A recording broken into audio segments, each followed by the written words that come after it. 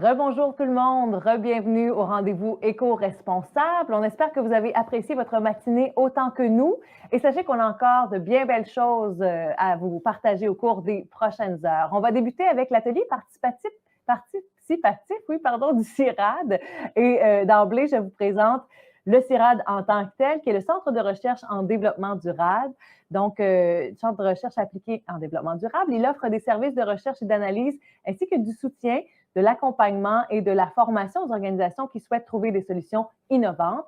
Ces domaines d'expertise sont l'occupation harmonieuse et responsable du territoire, la vitalité des collectivités, l'adaptation aux changements sociaux et climatiques, ainsi que le récréotourisme durable. Alors, sans plus tarder, nos animateurs du CIRAD, d'abord, on vous présente donc, Dominique Cyr, qui est chargé de projet en développement durable au CIRAD, qui est issu du domaine de l'administration des affaires et qui a développé une expertise en l'intégration du développement durable aux fonctions stratégiques des entreprises. Après un exode de plusieurs années à l'extérieur de la région, il est fièrement de retour en Gaspésie depuis 2018 et s'intéresse à tout ce qui concerne le développement durable et plus spécifiquement à son intégration en l'entrepreneuriat et au modèle d'affaires des entreprises. On a aussi avec nous Frédéric Casey, qui est professionnel de recherche au CIRAD. Frédéric qui est formé en action culturelle et qui porte un intérêt particulier aux enjeux autochtones contemporains.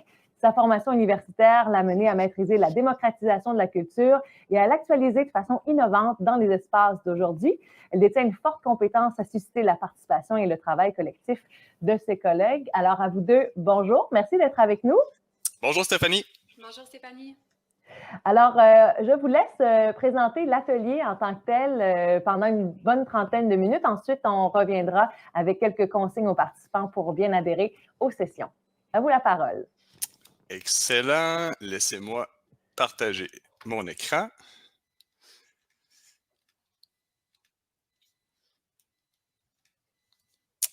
Et voilà, vous me direz, peut-être juste me confirmer qu'on voit bien la présentation présentement, Stéphanie? Parfaitement. C'est bon? Ça fonctionne parfaitement. Oui, excellent, parfait. Un grand merci Stéphanie de nous introduire et je suis là depuis le matin à écouter les différents ateliers qu'on a eus, les panels. Merci aussi à Mario Cyr qui a pu partir de la journée d'aujourd'hui. C'est vraiment intéressant. Puis ça nous fait réaliser, je pense, que dans la région, il y a beaucoup de choses qui se passent en développement durable, en Gaspésie, aux Îles-de-la-Madeleine. On n'a pas besoin d'aller très loin. Puis je tiens à féliciter aussi le CREGIM, le CERMIM, le Fonds EcoLeader qui sont derrière la journée d'aujourd'hui. Chapeau, je pense que c'est déjà une réussite, puis on n'a pas encore terminé la journée. Donc voilà. Aujourd'hui, on va avoir Frédéric et moi le mandat de d'abord vous faire passer un peu le temps juste après le dîner. On va vous occuper une trentaine de minutes avec une présentation qui veut vraiment, l'objectif c'est vraiment de mettre la table, de nous représenter certains concepts qu'on entend beaucoup parler, qu'on a beaucoup entendu parler ce matin aussi, puis aussi de vous présenter certaines tendances qu'on remarque en matière de développement durable, puis qui vaut la peine de mettre sur nos radars respectifs dans toutes nos organisations. Et on va poursuivre, donc dans une trentaine de minutes, on a un petit atelier, on a une petite partie de notre atelier aujourd'hui qui va vous inviter à participer, donc à aller rejoindre des sessions, à vous asseoir autour du même table, puis discuter ensemble. Donc voilà un petit peu pour le plan de match. Mais je sais que Stéphanie, tu l'as déjà fait, tu nous as déjà présenté, mais je vais juste quand même prendre la peine de nous représenter officiellement. Donc, Dominique Cyr, je vais être votre animateur pour les prochaines minutes et je suis chargé de projet en développement durable ici au CIRAD. Puis comme Stéphanie l'a dit, je dirais ce qui m'anime à tous les jours, mon dada, mon intérêt principal, c'est l'intégration du développement durable dans toutes les formes d'organisation. Donc, autant des entreprises, des PME, mais aussi des entreprises d'économie sociale, les organismes, les OSBL. Bref, peu importe votre forme d'entreprise, c'est vraiment ce qui m'intéresse. Donc, très content d'être là avec vous aujourd'hui pour parler de ce sujet-là. À toi la parole, Frédéric. Oui, merci beaucoup, Dominique. Donc, bonjour à tous. Je suis bien contente d'être ici. Mon nom est Frédéric Kessy. Je suis au CIRAD depuis un petit peu plus d'un an et je contribue à la réalisation de projets de recherche. Donc, je maîtrise l'élaboration d'outils de collecte de données jusqu'à l'analyse des données et finalement jusqu'à la rédaction de rapports final. Et également, je fais partie de l'équipe de recherche qui est affiliée au projet Portrait de l'intégration d'une démarche globale en développement durable et de pratiques éco-responsables au sein des entreprises gaspésiennes. Et puis, c'est un projet d'innovation qui est mandaté par le CREGIM. Donc, voilà, je vais co-animer cet atelier avec mon collègue Dominique aujourd'hui. Donc, le CIRAD, Stéphanie l'a très bien expliqué tout à l'heure, mais juste pour faire un petit topo. Donc, on est un centre de recherche et d'innovation qui est spécialisé en développement durable et qui est situé à Carleton-sur-Mer. Donc, nous, le CIRAD, on soutient les entreprises et les organisations dans leurs projets et leurs défis d'innovation. Principalement, on œuvre dans 4 axes d'intervention, occupation et développement du territoire, vitalité et bien-être des collectivités, adaptation aux changements sociaux et climatiques, puis le récréo-tourisme durable. Et présentement, au CIRAD, on est près de 30 personnes qui y travaillent. Excellent, merci Frédéric. Donc, on va rien de moins essayer de mettre la barre aussi haute que Mario Cyr a pu le faire ce matin. Donc, on va essayer d'être tout autant sympathique puis dynamique dans nos présentations.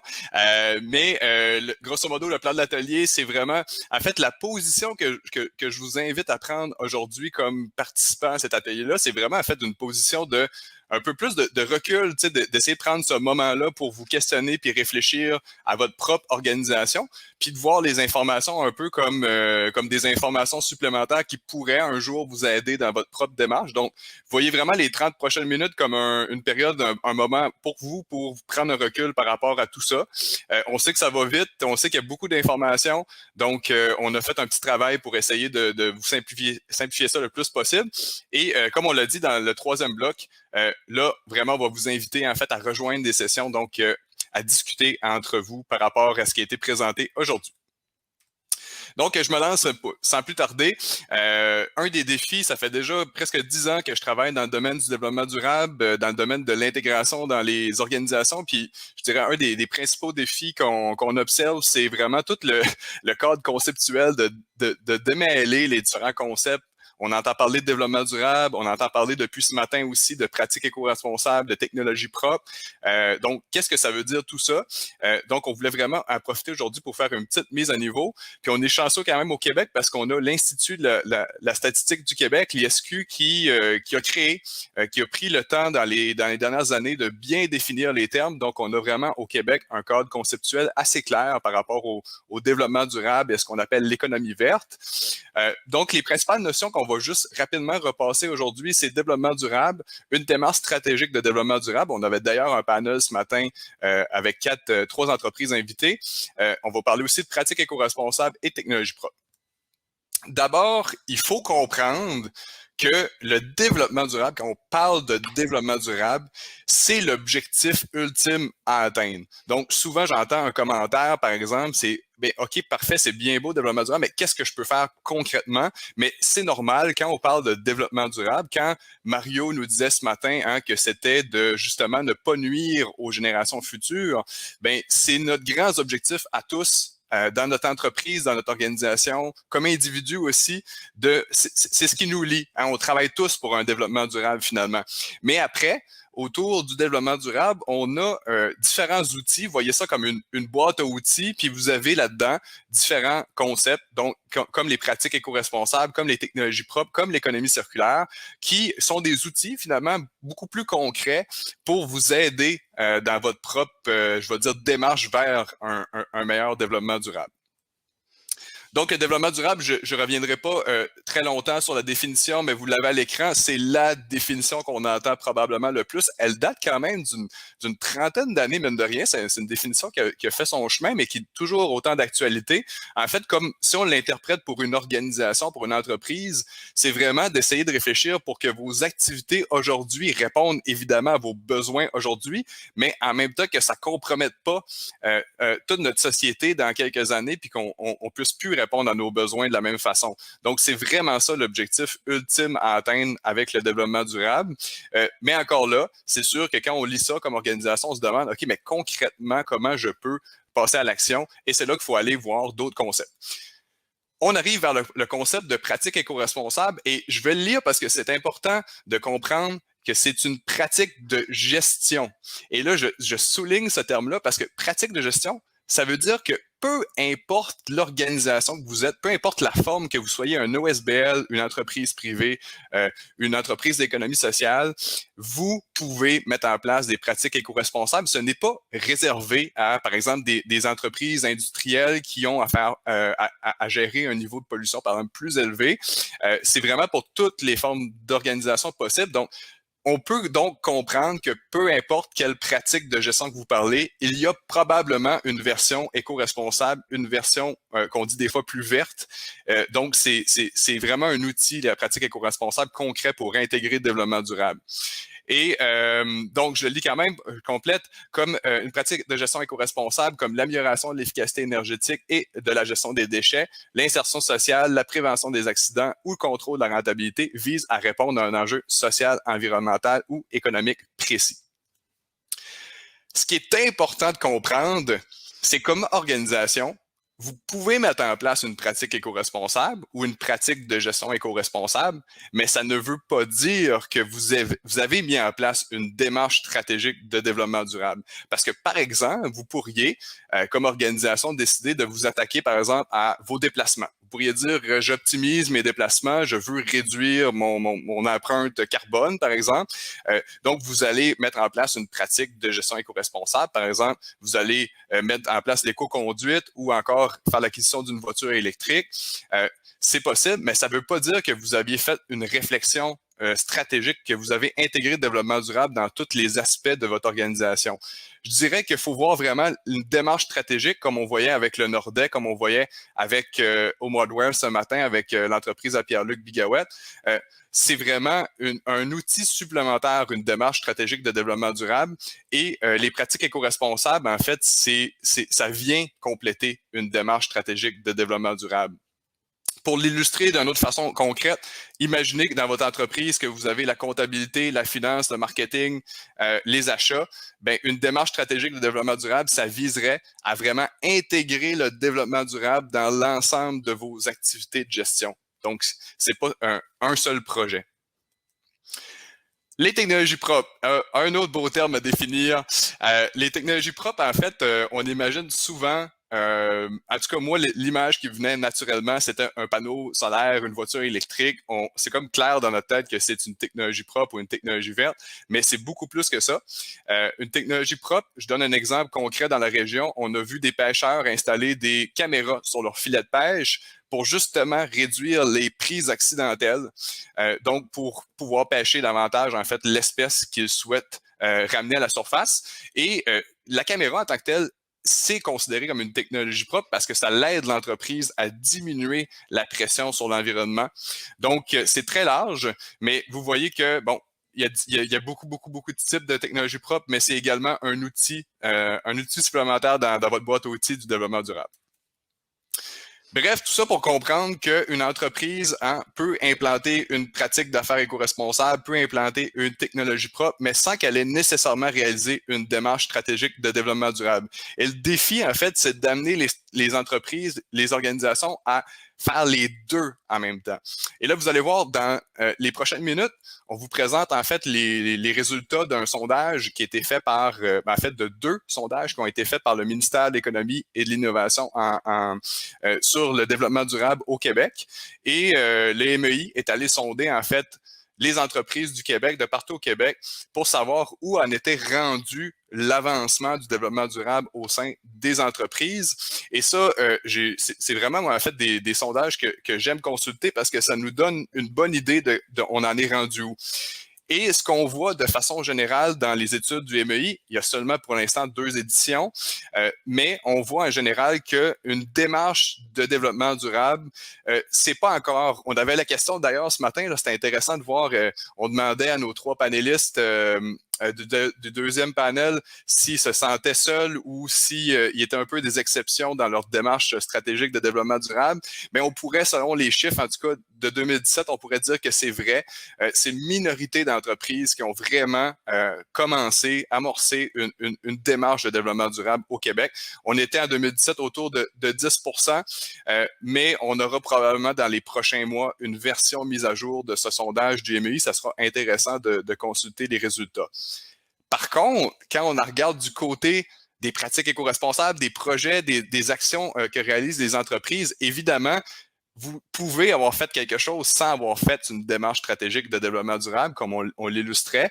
Là, on est dans la majorité des entreprises. Donc, on voit que c'est environ 60% des entreprises qui sont déjà engagées au moins dans un projet de développement durable. Et ça, c'est intéressant parce que quand on sonde souvent les entreprises, en fait, la majorité veulent prendre action sur le développement durable, veulent faire quelque chose. Puis probablement, ce qu'on voit, c'est qu'elles débutent par un premier projet et c'est très bien ici. Alors, Frédéric, je te redonne la parole. Oui, donc tout à l'heure, j'ai mentionné que je faisais partie de l'équipe de recherche du portrait de l'intégration d'une démarche de développement durable et de pratiques éco-responsables des entreprises gaspésiennes.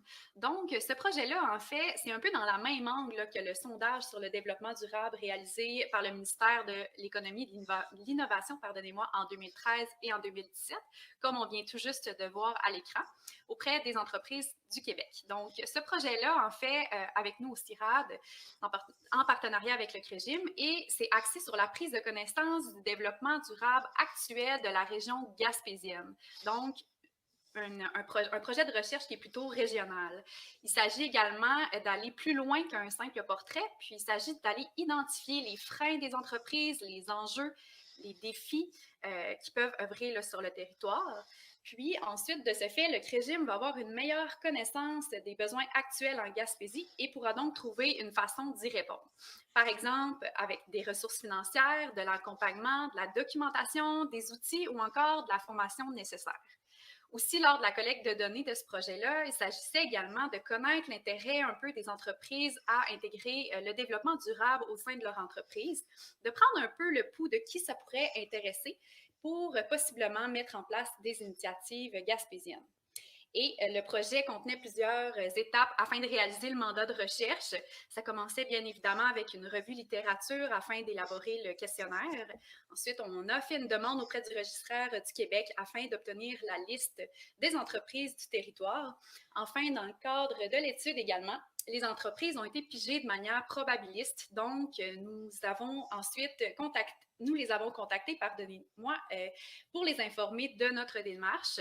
Puis, notre équipe actuellement de recherche, on s'attarde à analyser toutes ces données-là et de faire la rédaction du rapport final là, qui sortira dans les prochaines semaines.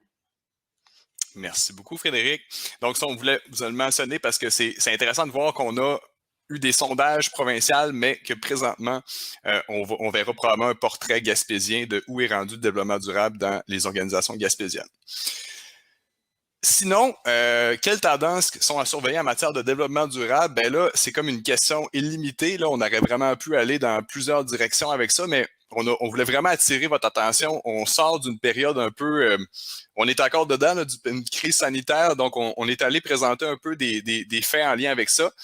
Mais vraiment, c'est intéressant de voir comment le développement durable, autant auprès des jeunes, des consommateurs, des travailleurs ou encore même des entreprises, on voit que ça se démarque de plus en plus comme une tendance. Donc, on voulait rapidement faire un petit survol de ces tendances actuelles. Premièrement, je vous amène du côté du baromètre de l'action climatique. Peut-être que vous le connaissez déjà, c'est quand même une belle ressource qu'on a au Québec. C'est une collaboration entre le Média 1.5 et l'équipe de recherche de l'Université Laval qui ont développé, en fait, c'est un baromètre tout jeune qui a seulement 2 années, donc 2019 et 2020, mais spécifiquement sur les changements climatiques et surtout sur la volonté des gens, des entreprises de s'intéresser au changement climatique. Et je vous présente ça parce que c'est intéressant. On se rend compte que malgré le COVID, malgré la crise sanitaire, on aurait pu penser que les changements climatiques ou le développement durable en général aurait été relégué au second rang. J'avoue qu'au début de la crise, je doutais moi-même, mais la bonne nouvelle, c'est que pendant la crise, la volonté des Québécois à travailler sur les changements climatiques, à en faire plus, en fait, elle a pris de l'importance, elle a pris de l'ampleur.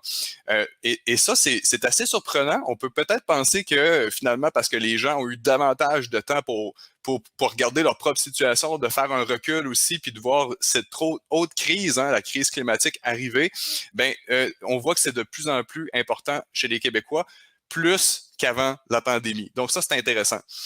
Autre statistique intéressante, c'est que de façon assez générale, les entreprises, surtout évidemment les entreprises industrielles, sont les premières visées. C'est souvent celles qu'on va dire qu'elles n'en font pas assez. Et donc, c'est pour 81% des Québécois estiment que les entreprises industrielles devraient en faire plus. Et c'est un faible pourcentage, mais 14% des entreprises en feraient assez selon les Québécois. Donc, c'est souvent les premiers au banc des accusés. Ce sont les entreprises. Donc, ça nous donne quand même un indice qu'il faut faire attention comme entreprise et que sa réputation environnementale est de plus en plus importante. Sur une échelle de 1 à 10, on a aussi demandé aux Québécois à quel point l'engagement concret d'une entreprise ou d'une organisation envers l'action climatique pouvait influencer leur décision d'y travailler. On a parlé, c'est intéressant parce qu'on a parlé de pénurie de main-d'œuvre ce matin, on a parlé de l'enjeu d'être attractif. Eh bien, sachez que il semblerait que votre position sur le climat, votre position sur le développement durable, on va y revenir d'ailleurs un petit peu plus tard, aurait un impact sur l'attraction de la main-d'œuvre. Évidemment, ce n'est pas le seul critère que va se fonder un chercheur d'emploi, mais ce qu'on voit, c'est que de plus en plus, à travail égal, donc si vous avez des conditions de travail à peu près similaires d'un employeur à l'autre, ça fait de plus en plus partie des critères que vont prendre en considération les chercheurs d'emploi et surtout les plus jeunes. On a également demandé si les consommateurs, de leur côté, considèrent qu'une entreprise réalise des actions concrètes, crédibles et significatives en faveur du climat, s'ils sont plus susceptibles d'acheter ces produits plutôt que ceux d'une autre marque. Et encore là, c'est très positif. Donc, on voit qu'il y a aussi une propension à peut-être acheter davantage un produit qui va être plus éco-responsable. Et c'est pas le premier sondage, c'est pas la première étude qui démontre ça. En fait, ça vient corréler beaucoup avec d'autres études. Puis ce qu'on peut conclure de ça, c'est que c'est encore une fois un peu comme les chercheurs d'emploi, ce n'est pas le seul critère que regardent les consommateurs, mais c'est de plus en plus ce qu'on dirait un deal breaker. C'est de plus en plus un critère qui va trancher entre deux entreprises similaires sur plusieurs aspects. Un autre portrait que je voulais vous présenter, puis qui est passé un peu sous les radars, malheureusement, parce qu'on est dans une période de pénurie de main-d'œuvre, puis c'est vraiment des études intéressantes qui sont faites sur le sujet. C'est le portrait 360 degrés sur les aspirations de la main-d'œuvre, qui, malheureusement pour lui, a été dévoilé juste avant la pandémie. Donc, a été un petit peu mis de côté en cause de la crise sanitaire, mais on a vraiment, c'est vraiment une petite mine d'or si vous voulez aller davantage lire sur c'est quoi les aspirations de la main-d'œuvre actuellement. Et dans les grands constats de cette étude-là, c'est qu'on a vu que les très jeunes, donc notre relève, les 15 à 17 ans, pour 91%, c'est très fort, veulent protéger l'environnement. Donc, on voit que c'est une valeur que vont avoir vos futurs travailleurs. Donc, nécessairement, de vous positionner, d'avoir une offre, d'être en cohérence avec le développement durable. C'est clair que dans quelques années, ça sera probablement un incontournable pour être encore attractif. On a posé aussi la même question à la main-d'œuvre actuelle. Donc, 71% de la main-d'œuvre considère que le bilan environnemental d'une entreprise, c'est important, que ça fait partie des éléments qui vont décider d'aller travailler ou pas dans une entreprise.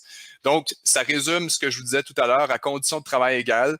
À part le salaire, à part nos conditions de travail, il y a d'autres facteurs qui sont de plus en plus pris en compte par un chercheur d'emploi, dont votre engagement en développement durable. Je vais terminer avec cette étude-là qui est de Québec Innove. Je la mentionne parce qu'elle a été également produite pendant le COVID, donc ça nous donne une bonne indication vers où on s'en va. C'est la deuxième édition de leur enquête sur les PME et l'innovation. Et Québec Innove, en fait, a fait une enquête très intéressante qui a fait ressortir des nouvelles priorités chez les PME. Et dans les nouvelles priorités, pas de surprise, l'environnement et l'approvisionnement local. On sait qu'on a parlé beaucoup d'enjeux d'approvisionnement pendant la crise sanitaire. C'est ressorti. Et pour 45% des PME québécoises, c'est peut-être pour ça que vous êtes là aujourd'hui, la crise sanitaire, c'est l'occasion de développer des pratiques d'affaires plus éco-responsables. Donc, on voit encore une fois, on l'a vu chez les chercheurs d'emploi, on le voit chez les citoyens de la population en général, mais même chez les PME, c'est un sujet qui gagne en importance. Ici, je ne peux pas empêcher de sourire parce que j'avais débuté cette diapositive-là en voulant juste glisser un petit mot sur le fonds EcoLeader que je connais plutôt bien. Mais dans le temps que j'ai fait cette diapositive-là, en fait, il est sorti comme 2 autres programmes de financement majeurs au Québec. Donc, j'ai pas eu le temps de le mettre à jour comme je voulais. Mais je pense que c'est Richard ce matin qui mentionnait son souhait de voir des nouveaux programmes ou des nouveaux, justement, des accompagnements gouvernementaux. Clairement, il y a un timing assez incroyable présentement. Il y a un momentum, je devrais dire. Donc, vous avez évidemment le fonds EcoLeader que Louis-Martin et Dominique vous ont présenté ce matin, mais pas plus tard que la semaine dernière, donc jeudi passé, il y avait le lancement de Compétiver par Investissement Québec, qui est un nouveau fonds d'investissement également sur les pratiques éco-responsables et les technologies propres, et qui est aussi un programme d'accompagnement. Donc, et vraiment, c'est probablement, tu sais, je dis tout le temps, il n'y a pas de bon ou de mauvais timing pour commencer une démarche de développement durable. Il n'est jamais trop tard. Je pense que vous le faites quand vous êtes rendu là puis quand vous êtes prêt. Mais clairement que présentement, il y a un très bon timing. Et le fonds que vous ne voyez pas à l'écran, c'est un nouveau fonds qui a été lancé pas plus tard que ce mardi. Si j'avais eu le temps, je l'avais rajouté, mais c'est le fonds Économie circulaire qui a été lancé par Recycle Québec et qui va chercher à donner du financement et de l'accompagnement aux entreprises en économie circulaire. Donc, ma foi, il y a quand même beaucoup d'effervescence du côté des aides financières présentement. Donc, voilà pour la petite revue des tendances. Je sais que ça s'est fait rapidement. On n'a pas tout couvert, mais l'idée, c'est vraiment d'attirer votre attention puis de prendre l'habitude de mettre le développement durable dans votre radar, dans votre tableau de bord des choses à surveiller. Puis, vraiment, c'est que vous puissiez voir ça venir parce que dans 5-10 ans, clairement, le développement durable va commencer à occuper encore plus de place auprès des consommateurs, des chercheurs d'emploi. Notre deuxième bloc, c'est qu'on voulait vous proposer aujourd'hui, on est un organisme, une entreprise de CIRAD dans un créneau qui est l'innovation. Donc, on voulait vous proposer un cadre de référence pour que vous puissiez voir le développement durable autrement. Parce qu'on sait, on était habitué de voir le développement durable un peu avec le schéma qu'on a vu ce matin, avec les 3 sphères, la sphère sociale, environnementale, économique. Mais souvent, ce modèle-là ne nous donne pas nécessairement de pistes d'action, de pistes de réflexion, parce que c'est un modèle qui se veut quand même théorique. C'était dans les premiers modèles pour expliquer aussi le développement durable. C'est un modèle qui a une trentaine d'années. Donc, on s'est questionné quel modèle finalement pourrait vous servir pour aller plus loin dans votre démarche de développement durable. Et nos recherches nous ont mené à un cadre de référence bien précis, qui est un cadre de référence pour innover en développement durable, qui a été produit par le Réseau Entreprises et Développement Durable, donc qu'on appelle le RED. Je tiens à le mentionner, c'est pas un modèle qui a été produit par le CIRAD, c'est vraiment un modèle qui est c'est un modèle qui date de 2012, mais qui, je dirais, résume vraiment bien 3 grandes stratégies que votre organisation, que ce soit en entreprise d'économie sociale ou en OSBL, pourrait prendre pour aller plus loin en développement durable. Donc, je vais passer en fait très simplement dans les prochaines minutes à travers les 3 stratégies de ce modèle et Frédéric va donner un exemple d'une entreprise régionale pour vous illustrer un peu chacun de ces 3 grandes stratégies de développement durable. Pour commencer, la première grande stratégie, je suis certain que vous la connaissez déjà, on en a parlé beaucoup ce matin, c'est l'optimisation opérationnelle, ce qu'on appelle de l'éco-efficacité. Bon, permettez-moi, c'est théorique tout ça, mais le but de ça, c'est vraiment, en fait, la première stratégie, c'est souvent quand on dit « Ah, je vais réduire mon impact environnemental, je vais verdir mes activités », c'est la première grande stratégie de développement durable. C'est souvent, en fait, la première chose que va faire une organisation et c'est normal et c'est vraiment très bien ainsi parce qu'on débute souvent par son organisation puis on débute souvent par essayer de comprendre c'est quoi notre impact sur l'environnement. Et une fois qu'on a fait ça, bien, on essaye de mieux faire les choses et de réduire son impact environnemental au minimum.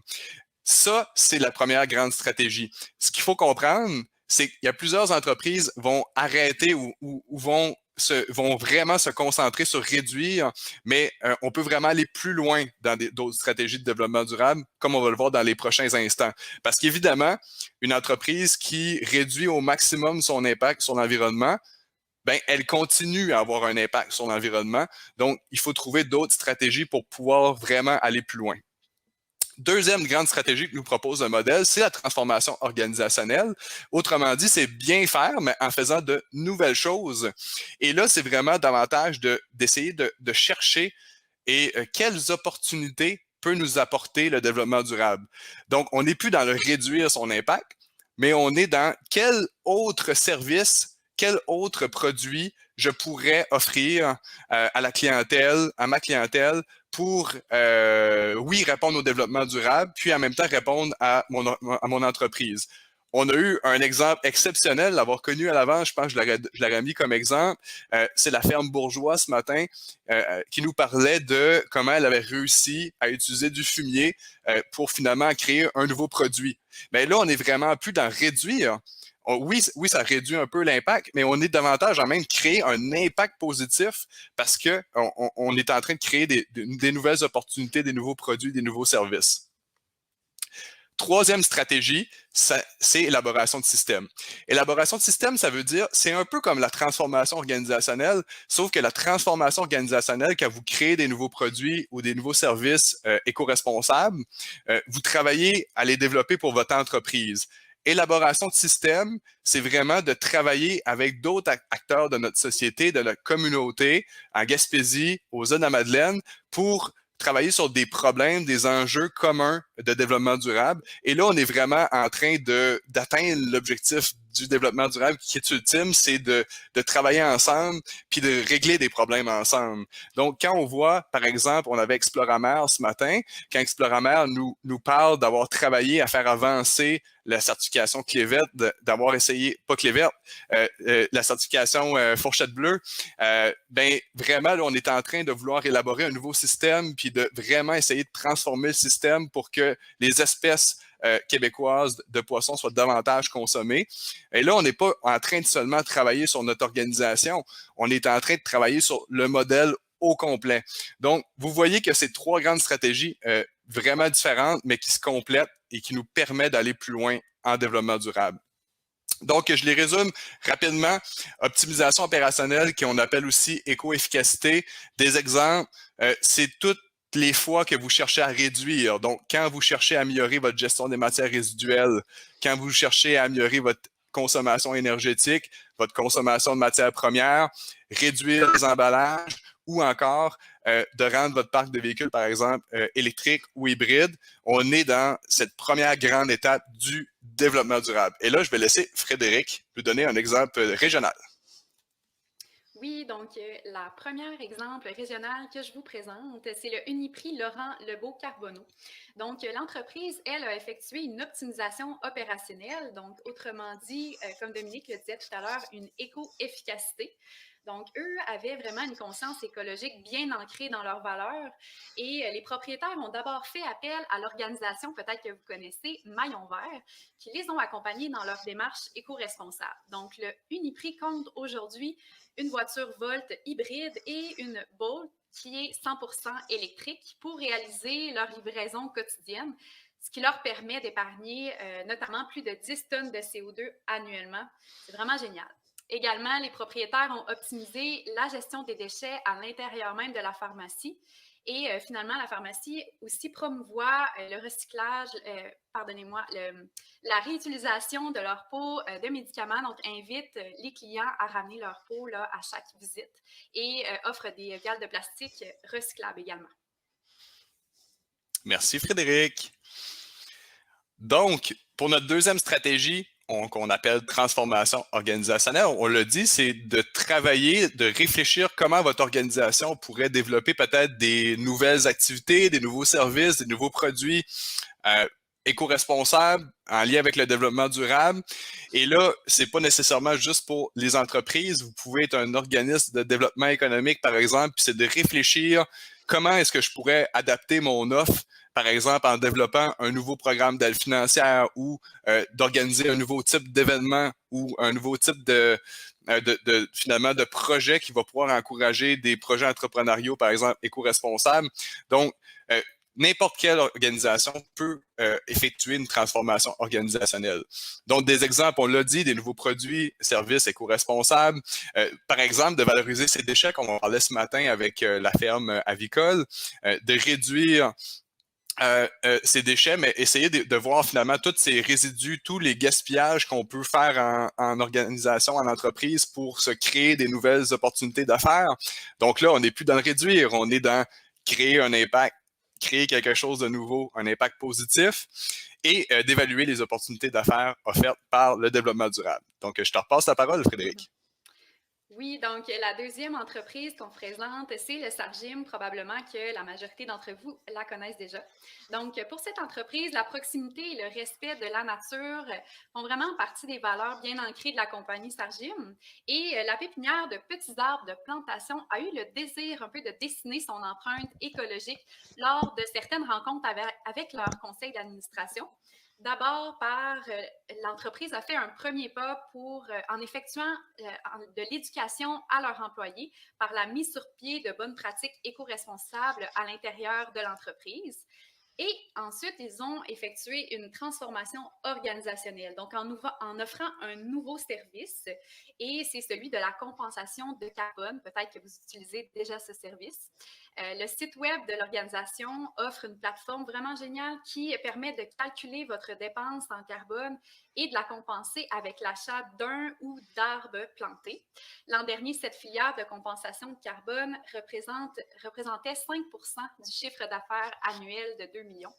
Alors, les arbres achetés sont présentement plantés sur des terrains privés de la baie des Chaleurs, plus précisément à Kaplan, à New Richmond et prochainement à Carleton. Donc, l'organisation Sargim a également aussi un protocole d'entente bien important avec chacun des propriétaires de terrains où sont plantés les arbres pour ne pas qu'ils puissent retirer les arbres plantés pour une période d'au moins 70 ans.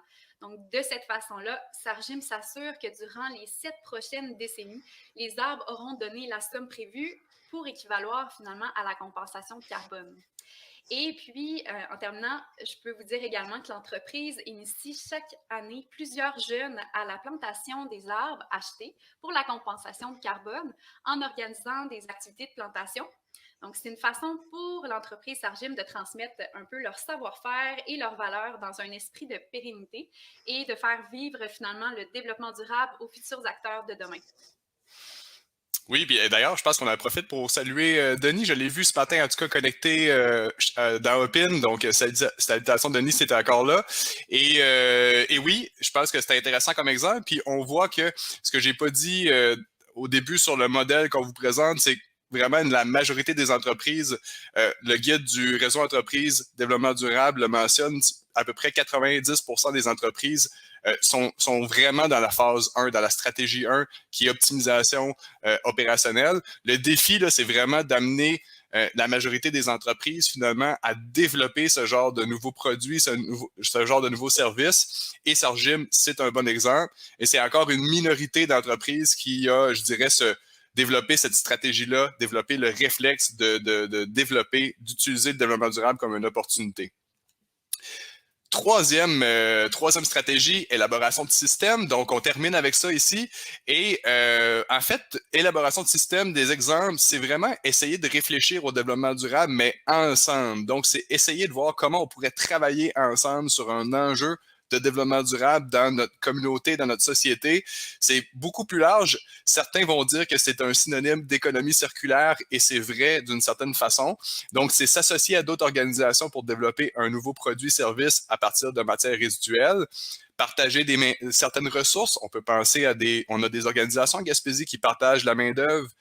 Ça peut peut-être de partager des voitures corporatives, des locaux. Donc, on est davantage dans le concept d'économie collaborative, de partage, ou encore se regrouper pour un enjeu, un projet commun lié au développement durable. Et je termine avec ça. Frédéric, je te repasse encore la parole. Merci beaucoup. Bien sûr. Donc, la troisième entreprise d'exemple régional, la microbrasserie Le Naufrageur. Donc, cette entreprise-là, depuis quelques années, effectue l'élaboration de nouveaux systèmes grâce à une association avec une autre organisation. Donc, par exemple, le mou de fraise, qui est en réalité les résidus de fermentation des produits d'alcool de la ferme Bourdage, est utilisé pour brasser la bière à l'abordage du naufrageur. Donc, également, avec la mie véritable, la drèche résidu de fermentation de la bière est réutilisée dans plusieurs recettes avec la mie véritable, la drèche de la microbrasserie. Donc, ce produit-là, en fait, c'est une excellente source de protéines végétales. Et puis, le naufrageur et la mie ont créé là, des recettes comme la sauce à spaghetti, des craquelins, du chili végétarien ou encore leur fameuse baguette de pain à la drèche. Puis également, ne soyez pas surpris ou surprise si vous constatez que les tablettes en magasin qui présentent les produits du naufrageur ne sont pas remplies à pleine capacité, puisque l'entreprise de naufrageur, eux, la surproduction de produits, c'est vraiment pas une option. En fait, pour limiter les pertes, le naufrageur minimise le nombre de produits disponibles sur les tablettes vraiment au nombre nécessaire afin de contrer au maximum le gaspillage, la surproduction, la perte de produits, mais surtout la perte énergétique. Donc, en ce moment même, petit scoop pour vous aujourd'hui, les propriétaires du naufrageur effectuent des tests pour faire un nouveau produit à base d'alcool issu d'une seconde fermentation de bière. Donc, en fait, le processus, c'est qu'il s'agit de réutiliser quelques bières qui sont périmées, donc qui n'ont pas été vendues sur les tablettes en magasin et d'en créer un nouveau produit artisanal qui, lui, va subir une deuxième fermentation. Donc, ça va leur permettre prochainement, rien de concret, mais ils sont en train de tester tout ça, mais ça va leur permettre de réinventer finalement un produit périmé à la place de le jeter. Merci Frédéric. Donc, on voit comme un mélange de différentes stratégies qu'on vient de discuter. Donc, autant le naufrageur permet de réduire son impact, autant le naufrageur développe de nouveaux produits, puis autant le naufrageur travaille avec d'autres entreprises de la région pour, justement, dans une optique d'économie circulaire, de valoriser des résidus. Donc, c'est vraiment un exemple régional inspirant. Et d'ailleurs, on devait prendre un seul exemple, mais je sais qu'il y a plusieurs autres entreprises dans la région qui font des initiatives comparables. Donc, je ne vois pas le chat présentement, mais n'hésitez pas à écrire les initiatives que vous auriez de votre côté qui sont similaires. Donc voilà, j'espère qu'on aura su vous entretenir et surtout nourrir vos réflexions en matière de développement durable. C'était la partie où on vous donnait de l'information. Maintenant, on va vous inviter, je vais repasser la parole à Stéphanie, mais on va vous inviter dans une activité qui se veut pour vous, qui se veut en fait aujourd'hui on a la chance, on a une activité virtuelle, mais on est sur une plateforme qui nous permet de réseauter, d'échanger.